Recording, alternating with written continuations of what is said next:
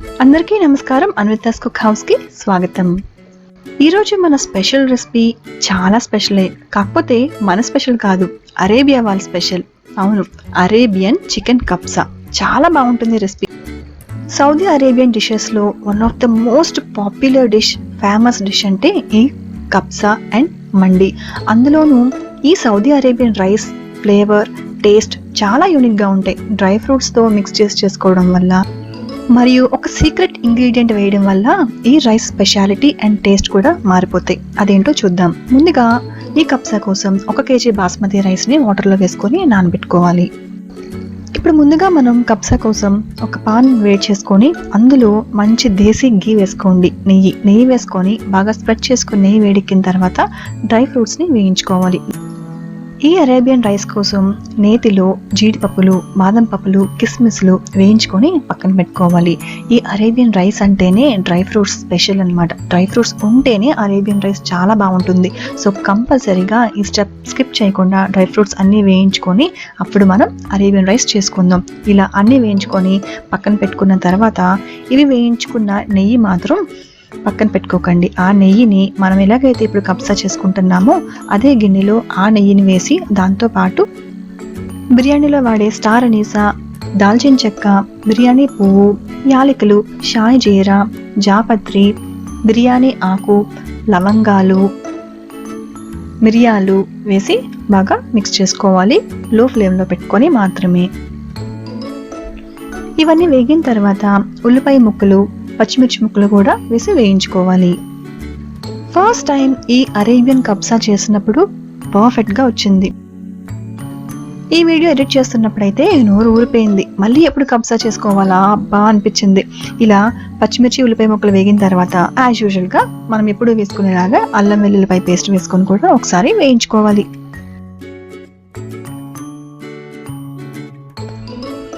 ఇప్పుడు తురుముకున్న carrot, tomato paste కూడా వేసుకొని ఫ్రై చేసుకోవాలి. ఈ రెండు కంపల్సరీగా మనం వేసుకుంటేనే అరేబియన్ ట్విస్ట్ వస్తుంది. కాబట్టి ఈ స్కిప్ చేయకుండా వేసుకోండి. ఇలా వేసుకున్న తర్వాత ఒకసారి ఫ్రై అయిన తర్వాత ఇప్పుడు నేనైతే నైట్ అంతా ఉప్పు, కారం, మసాలా పేస్ట్తో చికెన్ పీసెస్ని మ్యారినేట్ చేసి పెట్టుకున్నా.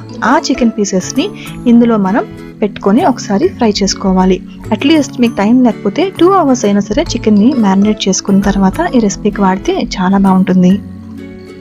ఇప్పుడు ఇంకాస్త ఉప్పు, పచ్చిమిర్చి ముక్కలు, కారం, అరేబియన్ చికెన్ కబ్సా కోసం స్పెషల్గా ప్రిపేర్ చేసిన మసాలా. ఈ మసాలా రెసిపీ డిస్క్రిప్షన్ బాక్స్లో లింక్ నేను పేస్ట్ చేస్తాను.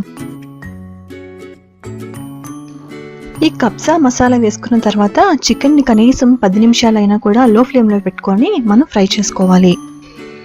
ఇప్పుడు 1 గ్లాస్ బాస్మతి రైస్ కనుక నానబెట్టుకొని ఉంటే 1.5 గ్లాసు నీళ్లు చికెన్ ఉడకడం కోసం వేసుకోవాలి. లేదా 2-3 గ్లాసులు నానబెట్టుకొని ఉంటే దానికి తగ్గట్టుగా 1కి 1.5 చొప్పున నీళ్లు మెజర్ చేసుకొని వేసుకోవాలి.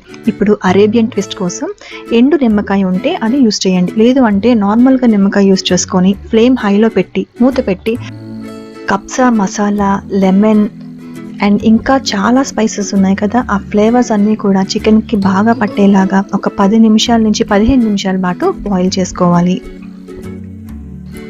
ఇప్పుడు ఒక ఇంపార్టెంట్ స్టెప్ ఏంటంటే ఇలా బాయిల్ అయిన తర్వాత మనం వేసుకున్న చికెన్ పీసెస్ అన్నిటిని కూడా సెపరేట్గా తీసి వేరే ప్లేట్లో పెట్టుకోండి. ఓన్లీ వాటర్ అండ్ ఆ డ్రై లెమన్ మాత్రమే ఉండాలి. ఇప్పుడు మనం తీసుకున్న చికెన్ పీసెస్ని సెపరేట్గా ఒక పాన్లో ఆయిల్ వేసుకొని ఈ పీసెస్ని సెపరేట్గా ఫ్రై చేయాలి. ఈ పీసెస్ని మనం ఇందాక కబ్సా మసాలాతో, డ్రై లెమన్తో ఉడికించుకున్నాం కాబట్టి ఆ ఫ్లేవర్స్ అన్నీ కూడా ఈ చికెన్ పీసెస్కి పడతాయి.